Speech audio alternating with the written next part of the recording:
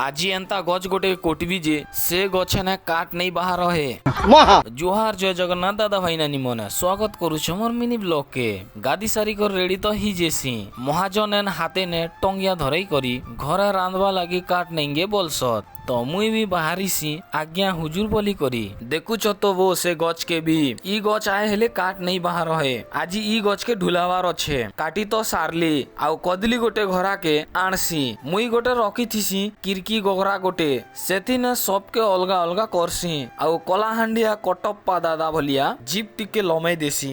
ई सबू कदली मने जीवा काका बड़ू बड़दा आई भाई हर घर के 4-5 बजा आड़े डिलीवरी करी देवी। वर्तमान ई कोटला गछ मन के आउ थरे कोटसी जे हमर चुटी बाबू कहसी नहीं काटना बाबू बोली करी सबू शाखा पत्र के अलगा अलगा करी नेसी कदली खावा के मजा लागसी आउ ई गछ के पिकवा लागी देहरु झाल बाहरसी झाल बाहर ले हेले क्या करबो पिकवा के तो बाध्य ना भाग्य भल जे आजी खरा नहीं देबार पाकटा भी टिके टिके ठंडा अच्छे नहीं हेले तो मरन 6-15 ना। वीडियो भल लागुथिले लाइक शेयर सब्सक्राइब करी देबे मिलमा परवर्ती ब्लॉग रे।